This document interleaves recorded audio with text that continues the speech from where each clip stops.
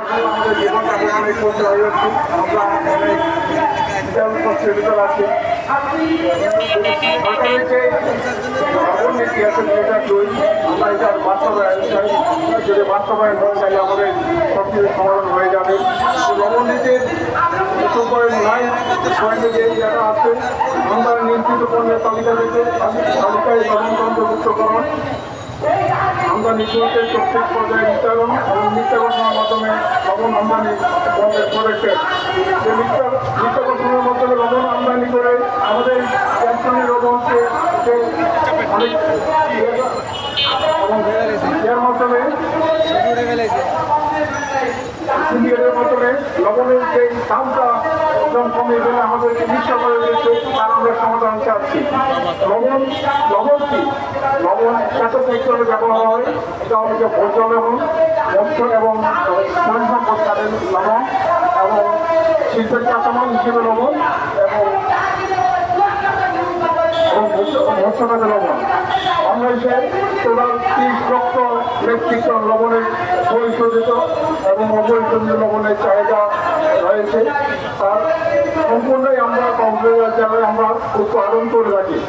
তো আমাদের যদি আমরা যদি ন্যায্য মূল্যটা না পাই, যে আমাদের বলে গেছেন যে আমরা যে ন্যায্য মূল্যটা না পাই, তাহলে আমরা হয়তো আমরা এই পেশা থেকে আমরা আমাদেরকে সরে যেতে হবে, আমাদের বন্ধ করে দিতে হবে।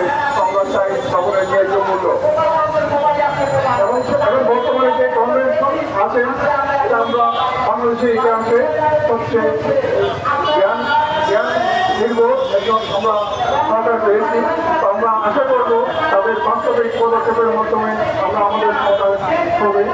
আমরা আজকের প্রোগ্রামটি আমরা মাত্র শুরু করেছি, আন্দোলনের ডাক দিয়েছি, এটা আমাদের করবে। আমরা যখন সেই পর্যন্ত আমরা বাস্তবিক সমাধানটা না পাই, তারা আমাদের আজকের এই আন্দোলনে আমরা যারা সহযোগিতা করছেন, সাংবাদিক বৃন্দ, আইনশৃঙ্খলাবৃন্দ, তাদেরকে ধন্যবাদ জানাই এবং আপনাদের সমর্থন কামনা করে আমাদের রিহার্সেল সবাই ভালো থাকুন। আসসালামু আলাইকুম। উপস্থিতি বাংলাদেশ সব দিক দিয়ে আন্তর্জাতিকভাবে মন্দার মধ্যে দিয়ে আসে। আপনারা জানেন 16 বছরের যে একটি সরকারের দুঃসরকারের মধ্য দিয়ে বাংলাদেশকে যেতে হয়েছে। বাংলাদেশের সাথে নির্বাচন হবে এবং আপনাদেরকে জনগণকে জেগে উঠতে হবে, সজাগ থাকতে হবে, আর যেন বাংলাদেশ কখনো দুঃসরকার ফিরে না আসে। আজকে বাংলাদেশের একটি অন্তর্বর্তী সরকার গঠিত হওয়ার পরেও যেন বাংলাদেশকে এত চাপে নিয়ে মানুষকে নামতে হচ্ছে। বাংলাদেশ অন্তর্বর্তী সরকার কেন এখনো মানুষের জনগণের দাবি পূরণ করতে পারছে না? আজকে সরকার গঠনের 6 মাস প্রায় হয়ে গেছে। আমি ডক্টর ইউনূস বাংলাদেশের প্রধান উপদেষ্টাকে আমি দাবি জানাবো, আপনি সুসজ্জিতভাবে এই দেশকে ভবিষ্যতে গঠিত হওয়ার জন্য একটি সুন্দর ব্যবস্থা করে দিয়ে আপনি আপনার বাসটাকে দিয়ে